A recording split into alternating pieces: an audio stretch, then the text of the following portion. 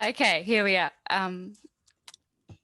Kia ora koutou. My name is Jade Kake. I'm from Ngāpuhi, Te Arawa, Te Whakatōhea, but I live in and work in Whangarei. I'm actually not in Whangarei today. I'm in Wellington. I was down for a work meeting, but you know, it being online, you can actually dial in from anywhere. So that's great. I really wanted to just say thank you for the invitation to be a speaker on Creative Mornings. I was reflecting that I think I went to my first Creative Mornings in 2012 in Auckland when I lived there. And I probably last went in maybe 2015 or 16 before I moved to Whangarei. So I was thinking it's kind of like being a long time caller, long time listener, first time caller, even though it's in this format. It's really nice to be here. So I thought that today I would probably focus on the work that we're doing in our practice, Matakohe. But before I do that, I might just explain a bit about the various creative things that I'm involved with.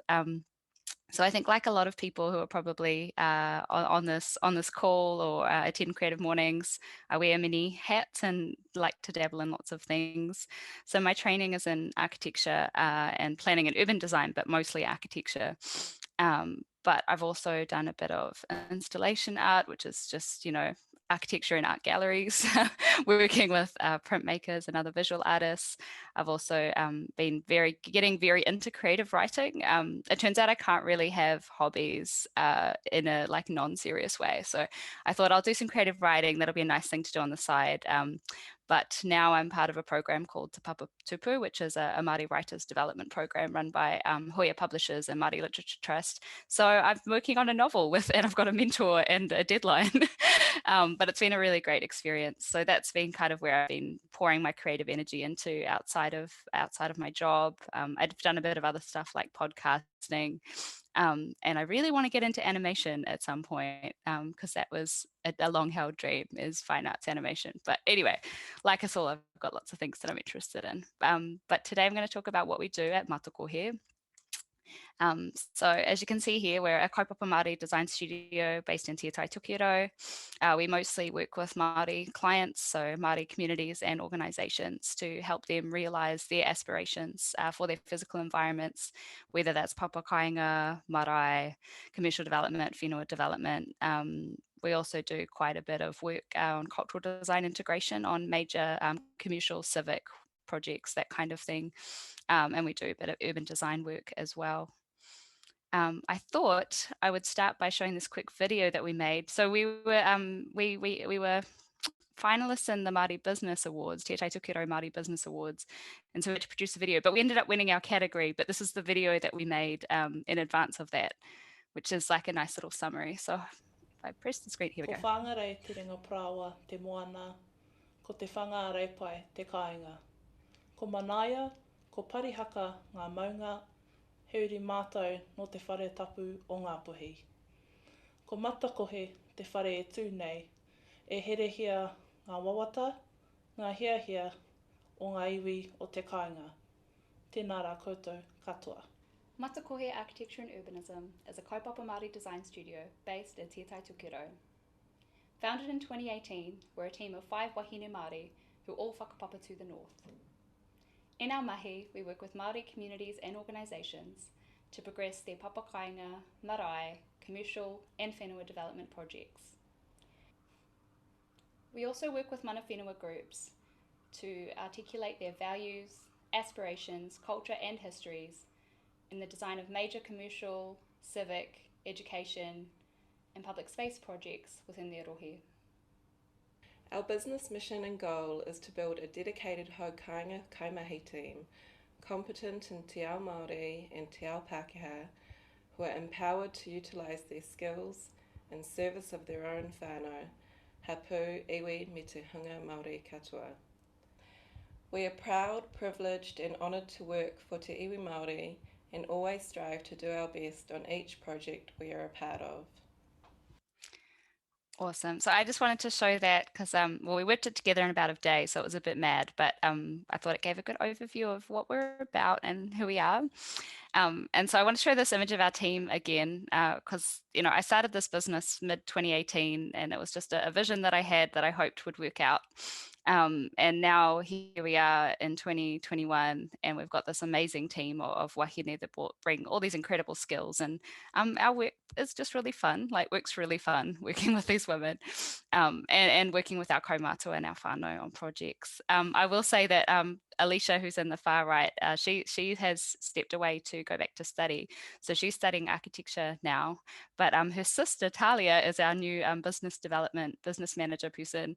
But she's in Melbourne at the moment, waiting for managed isolation to open up, or two-way travel to open up, so that she can come home.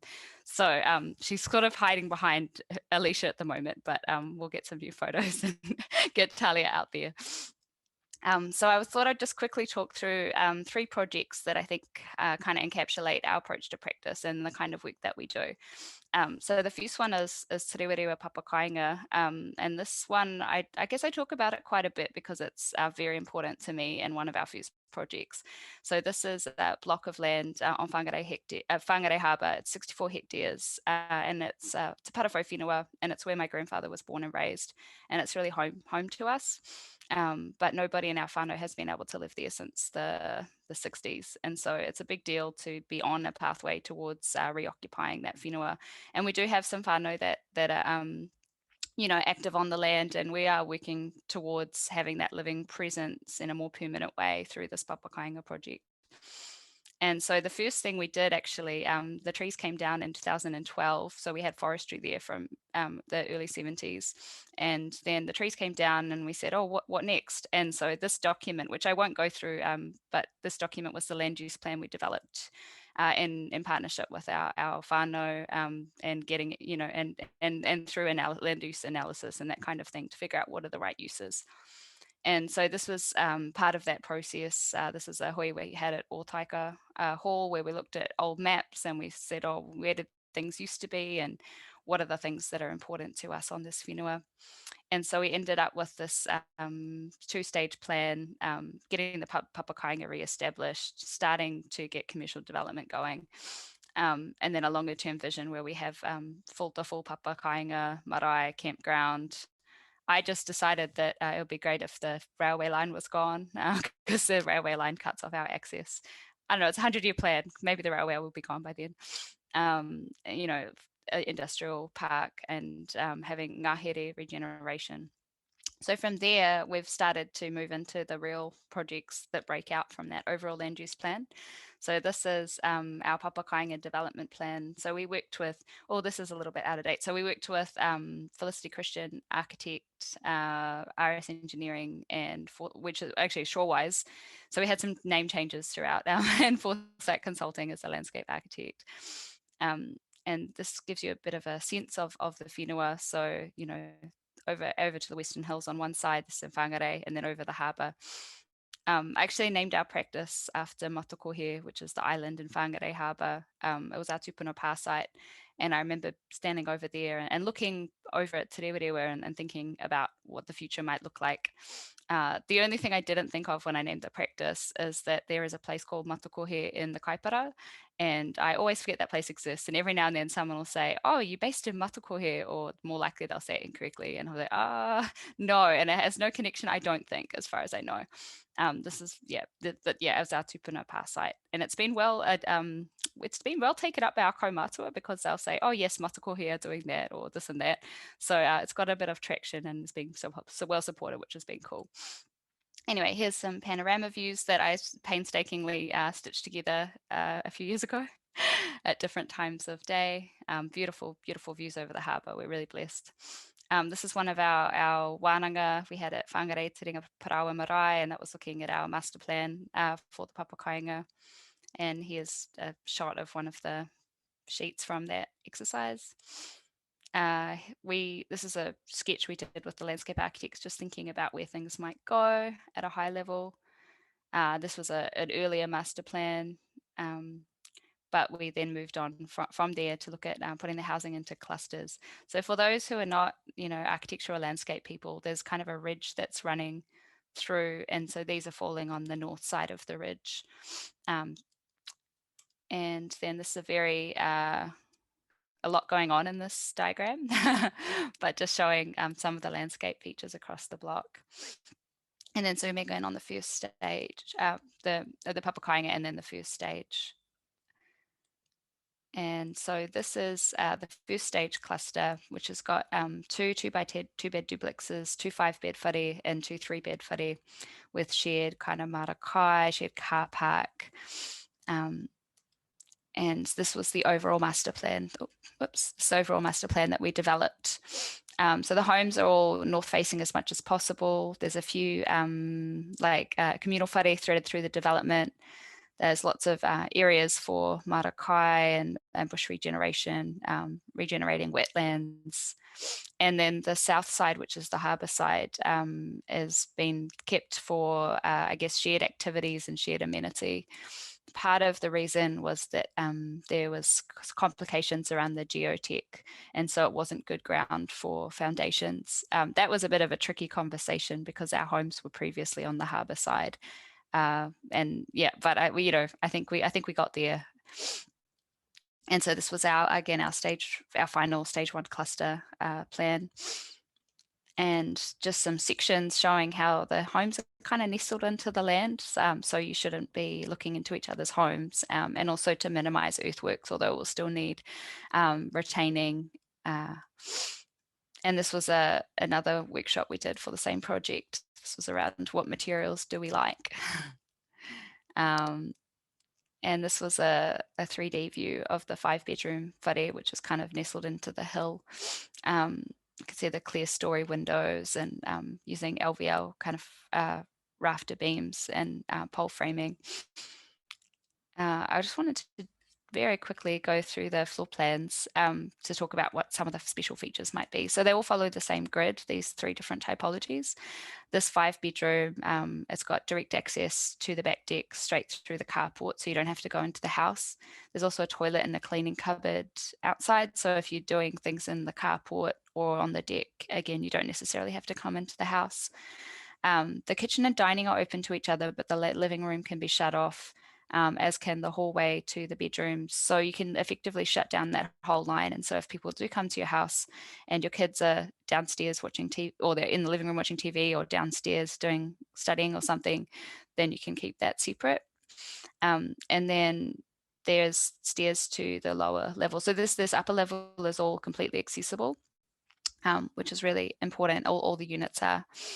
And then there's more bedrooms and another bathroom downstairs, as well as there's another living area that opens out onto a deck. And there's a mattress store underneath the stairs. So then if you need to accommodate marae style sleeping, you can accommodate it in that second living space. And it also means this downstairs area can be semi-independent. The way it works with the land, it could be accessible, just depends what's happening in the landscape. 3 bedrooms the same, but instead of a stair, there's a single bedroom. And then there's a 2x2 bed duplex that's got two bedrooms, all at the same level. Although the idea is that those 2 units could potentially be kind of staggered, so they don't need to be flat. But if you did have them flat, then that could be converted to like a bigger home, like the 2 duplexes working together. So the idea is that it'll accommodate intergenerational living. And then this is just some sections so you can kind of see what's going on. There's a clear story to get light into the hall.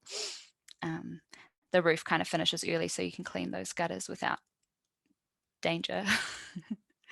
There's another section, and there's a perspective showing what it might be like. And I chose that view because I wanted to show that there's a point where you can kind of see through to the harbour. So it's on the north side of the ridge, but it's still well connected to the environment. And there's an interior view, just kind of looking out to the hills and showing how it might feel, the qualities of that space, and particularly the light. I had a second Papakainga project, but I decided once I realized the amount of time I had for talking that I would just show one. But we're doing a few projects like that, and they all provide different opportunities to respond to the site and to the aspirations of the whānau, and resulting in quite different architectural forms because of the process that we go through. So this one is called Oroku Lending, and it's a cultural design project. So we did this it's a developer called Northern Development Corporation, but they're really community oriented, and it came from a desire to have this facility for the community. So it is a commercial development, but it has some different drivers. And so we were brought in by Ngāti Kahu o Torongari and Parafo to be the cultural designers and sit with the design team and support the integration of our cultural values, narratives, aspirations into the design. And so I just wanted to talk through maybe a little bit about our process. Now, I know this is too small to really read, but the idea is that now this is earlier, so we've since worked with Ngāti Kahu o Torongari to develop a set of principles that are, more correct and more relevant for them. But we used Te Aranga as a placeholder when we did this project because we didn't have anything in whāngarei at that time. So some of you might be familiar with the Te Aranga principles, although I'm more interested in talking about Te Aranga as a methodology. So it's really a methodology to be able to translate cultural values and work with mana whenua and translate those cultural values into design outcomes.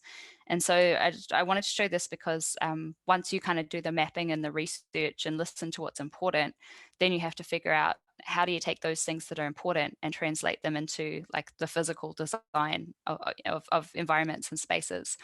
And so we use this matrix as a starting point because it's quite quick. You can just chuck in some ideas and talk them through before you do any sketches or before you start, trying to integrate or drive the master plan or the building or the landscape. And then from there, some of the things we did was we looked at what are the main landmarks. So where are the waterways? So there's a lot of historic waterways due to how much the land has been modified in whāngarei. So looking at these, hatea/hōteo, so there's discussion and disagreement about the correct name of the awa and also the tributaries that flow into that awa. Looking at the historic past site, so this site is very close to Oroku or Orokura, which is, we don't know that much about it because it's pre-European, but that was the site. And then there's also Hihiaua or Kara. So we're just thinking about how we relate to these landmarks, as well as the maunga around that area, Parihaka, Parakiore, Pukenui. And then through the overall, this is an earlier diagram, but through the overall master plan on the site, just thinking about some of those signal lines and directions to the summit and how that might relate to the layout of buildings. In the landscape architecture, we really focused on a few key themes. So one is these po heading a waka, where people used to tie up their waka because that is how the space would have been used in the past. You tie up your waka there and carry on. And also thinking about how that can be both actually used for that purpose, but also be wayfinding devices through the landscape. We also looked at these kupenga hammock seats. So looking, taking the fishing net form and creating a seating option. And then also in the planting palette, thinking about how we bring down some of the rongoa species from Parihaka into the site, and also using pūtakawa. And I should have mentioned Foresight Consulting with the landscape architects and urban designers on this project. So we worked collaboratively with them to develop this. And here's the landscape concept. So I haven't even explained what the project really is, but basically it's an event centre, a hotel and a mixed use building that has car parking, apartments and retail. And there's a number of significant public spaces. There's a public square, there's a square more closely associated with the hotel and mixed use area. There's a boardwalk, there's a marina planned and also a ferry. So it's a really ambitious proposal, especially for whāngarei, and it links in with the existing Hatea loop, which is, anyone who knows whāngarei, it's probably our best urban design intervention and it's really well utilised. And in the architecture, there was really, there was a few things, but the main concept was around the idea of the basket weave pattern relating to the occupation or the use. So for the entertainment centre, we selected a loose weave to show that people are there for a short time. It's more temporary. For the hotel, we used a whakapuareare pattern with, which is close, but then there's more open parts. We used that for the hotel to show people are there for sort of a medium length of time. And for the apartments / mixed use building, we wanted to use a tighter ornamental weave to show that this is people's permanent home. So we tried to carry that across the site. So there's some architectural cohesion amongst the buildings, even though the buildings are all quite different.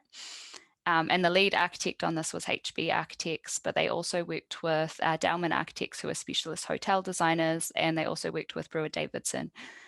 So these are some of the elevations that we worked on the facade treatment. And these were just some indicators around, once we get past this stage, how can we further develop the design and what are the opportunities? And my understanding is that this project does now have funding, so I think we should be moving to developed and detailed design relatively soon, which is great. And here are some beautiful renders of the development and just seeing what it's going to be like. So this is the mixed use building, and you can see the hotel beyond. And then this is the entertainment centre, which I think is going to be really, really significant for Whangarei. And I'm pleased about our involvement as hapu-based designers with Ngāti Kahua Torangari and Te Parafo, because I think, one, we've got a great ongoing relationship that'll see opportunities for mana whenua involvement in an ongoing capacity once it's built. But also I think we've managed to create a place that feels quite distinctively Whangarei, and I don't mean to be negative about the Handavasa Centre across the river, because I think it's quite a major project, and I think that it's doing good things for Whangarei, but I felt personally disappointed that we've been really embracing this architectural style for Northland, because it's becoming our architectural identity. And as progressive as Handavasa was and how interesting his ideas are, he's not from Taitokero, and actually we have a lot of Māori architects from Taitokero and a lot of design talent that we could be drawing on as we start to think about what is an architectural identity for the North. So I feel quite pleased about our contribution in that way. And great. Sorry, it was really hard to check the time, because when you're on screen share, it won't let me look at the clock on my computer. So I was trying to do that and it wouldn't let me. Anyway, we're doing fine. So there's one more project that I want to talk through. This is Whangarei Complete Streets Master Plan and Streetscape Design Manual. And so we worked with Isthmus. They were the lead on this project. And also flow transportation specialists. And I wanted to show this because I think urban design is a growing area for our practice. This one was interesting because, it was just me and Hope at that point. We're quite small. We saw the tender come up for this and we went, okay, there's no chance we'll get it. So we rang up our friends at Isthmus and said, are you putting in for this? Can we join your team? They said yes and yes. So we put in a tender, were successful. And via the consultants, actually, that was, I think, how we really advocated hard for our hapu involvement. I'm actually now on Te Kārerea, which is our standing committee with hapu representatives and Whangarei District Council. And so we've got a bit more oversight and ability to influence. One of the challenging things, and I think this is true for a lot of smaller councils, is that they're just the capacity and also the political will is really varied. So you might have great relationships as hapu with one department that are doing fantastic work and want to work with you, and another department next door might say, well, why would we even talk to them? And then they'll do something really great and progressive, and then someone else in the next room will do something that's really disappointing.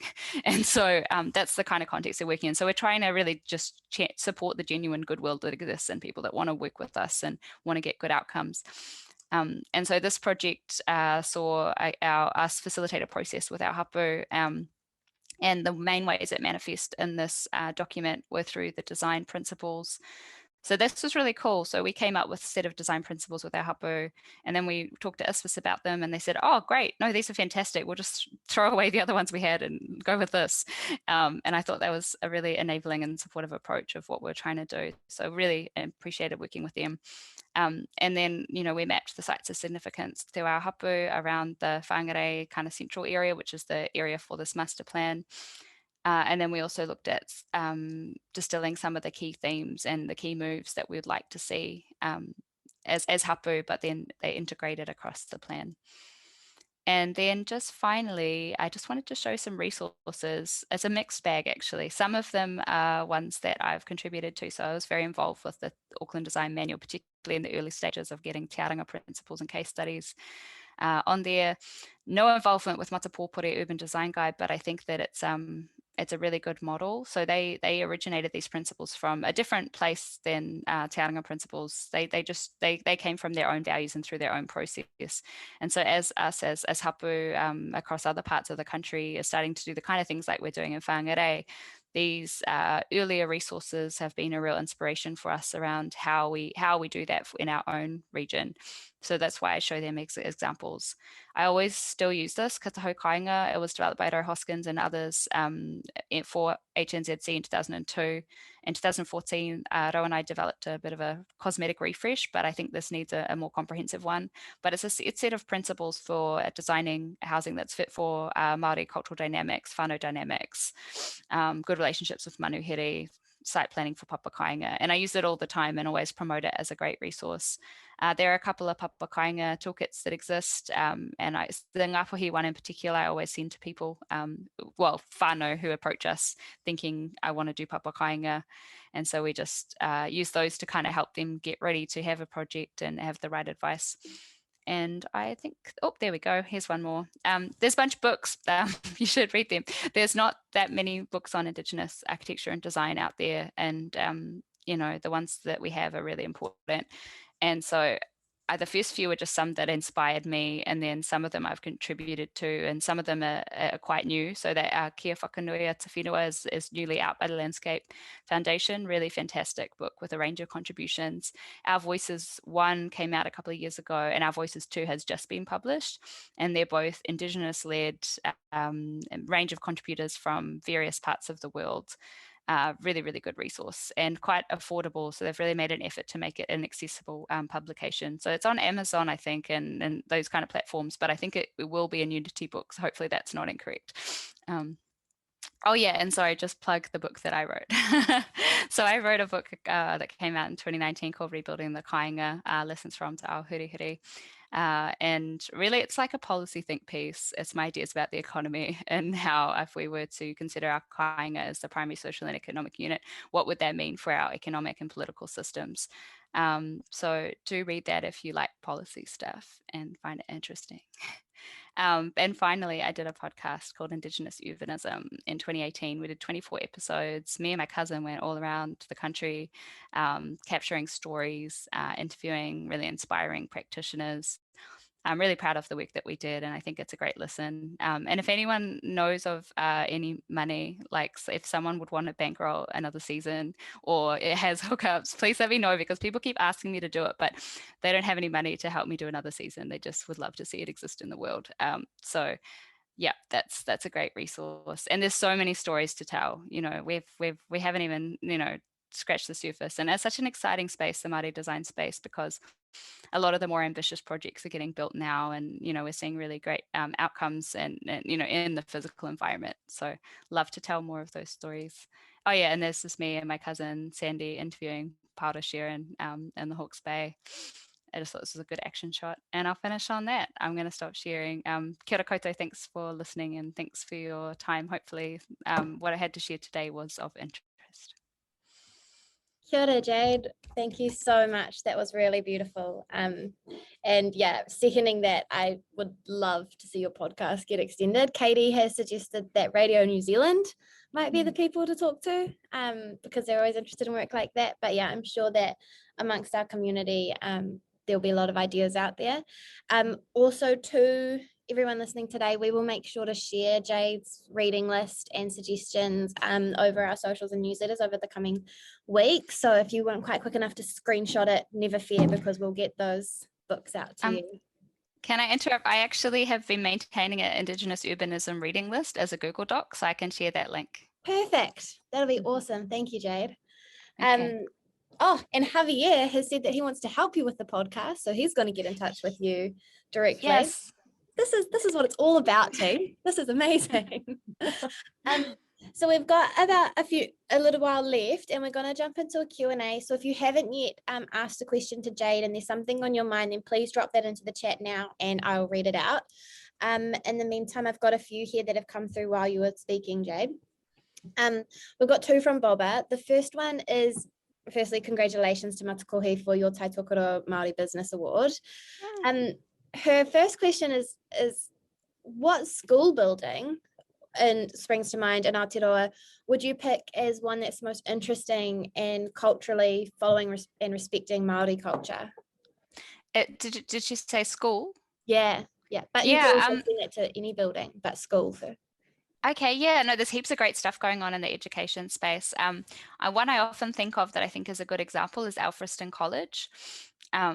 And just the way the whare is placed in relation to the main complex and the entry kind of procession. And I don't know, I think it's been done really sensitive and is really responsive to the school role. And with that in mind, I was really inspired by that when we were working on Whangarei Boys High. So we worked on Whangarei Boys High with ASC architects. And so I think that one's going to be a great example. Sorry, I was like, which one's out of my projects? No. And there are a few kara kaupapa Māori that are currently, I think one opened in the Hokianga, so it's interesting seeing kara kaupapa get their own buildings and for them to be culturally responsive and for the ministry to support and fund that activity. So I think there are some good examples around. Yeah, awesome. Thank you. And Baba has also asked, and this is a big question, can you give us an example of how to decolonize environments, and in some cases our views of those environments through design and Indigenous design? Yeah, I mean, examples are helpful. So things like the Indigenous Urbanism podcast, things like the Our Voices books, I think they help expand people's minds and see what's possible and understand process a bit more. Seeing the physical built environment happen, like that's really helpful. So I'm thinking of especially like in Ōtautahi, the work of Matakohe Trust, because of the opportunity through the earthquake and the legislation post-earthquake that guided the recovery, you've seen mana whenua be really active in the rebuild, and now we're really starting to see those buildings pop up and it be manifest in the physical landscape. I think in response to that question, because I think everyone's on a different place in their decolonization journey, I'd like to plug a book by my friend and colleague Rebecca Kittle called Imagining Decolonization, which, to be honest, I thought as someone who's, hardline Ngāpuhi, I'm like, oh, it doesn't go far enough. But hearing all of the amazing responses from people that have read that book who may be new to even considering what decolonization is, could be, why it's important, it's a really good resource and an entry point. So heavily recommend that everyone get out and read that book if you're just at the beginning of your journey in particular. Cool, thank you. Side note, one of the things I really loved in those floor plans you showed was I can't remember what you called it, but like the mattress closet that you had in homes. And I think that's such a neat example where we kind of default in like Western world to like having the guest rooms, and that idea that actually like having marae style sleeping in your home and just having that place, like for me, like that thought of the marae where you all go in and you grab out your mattresses and like shovel them through. That was really awesome. I've got a question from Ryan. He's asked, how can, as Pākehā, how can we better engage and support with the Te Ao Māori work that you're doing, Pākehā in general? How to advocate for that? Depends what role you hold, but I'll just use some specific examples because I think that's helpful. So I think if you're a client, whether that's, government or a private client, I think, really pushing for Māori design involvement in your teams and encouraging it up front and forming those relationships up front. I know depending where you are, that's not always practical. So for instance, if you're a private developer and you're trying to engage with mana whenua and tāmaki, often they're really overrun just working with government, let alone, so it won't always happen, but I think if you have that power to do that. So for instance, with the Oroku Landing project, I think the genuine goodwill and intent was already there, but because it was a requirement of the provincial growth funding, that actually helped get mana whenua at the table. So then the next one is if you're in government and have some ability to influence procurement, again, pushing for those kind of things is really helpful.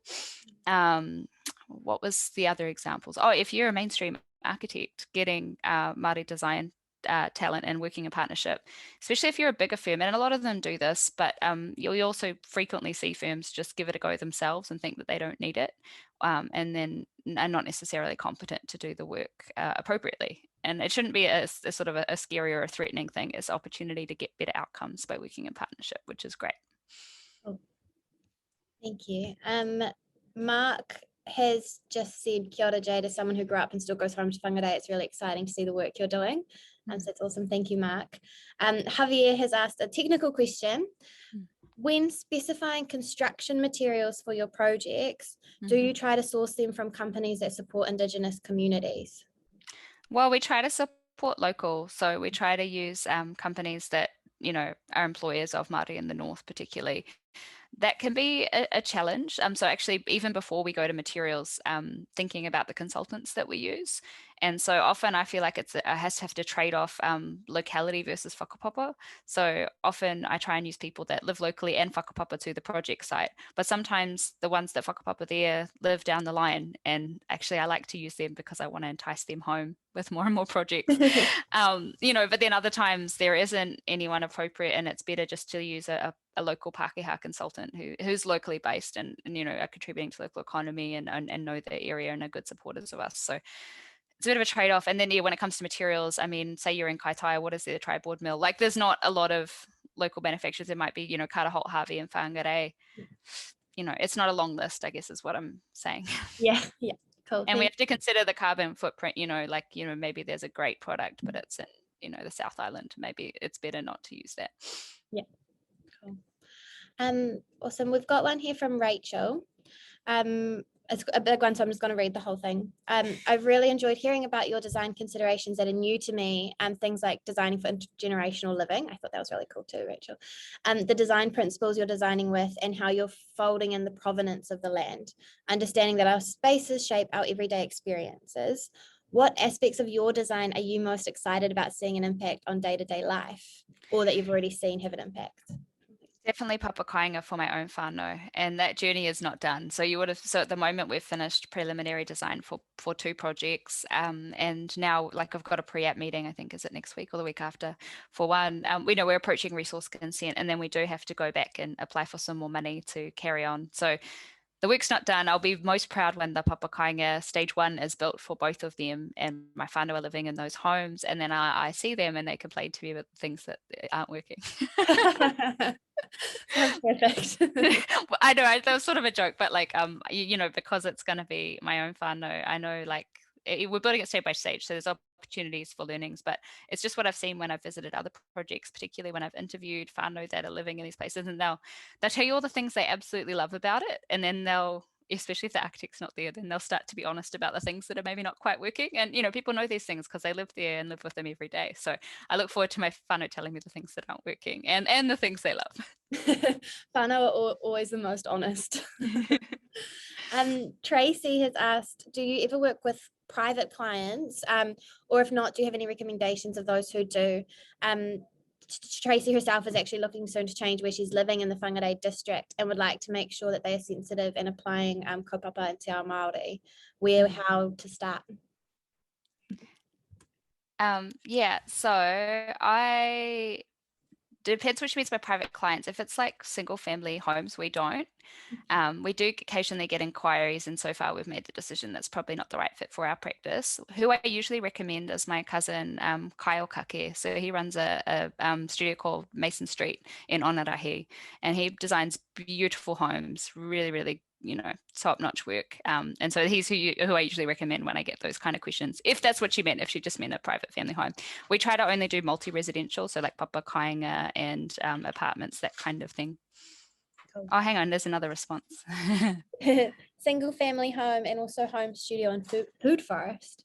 Okay, I mean, I will, tell her to get in touch. I'm interested.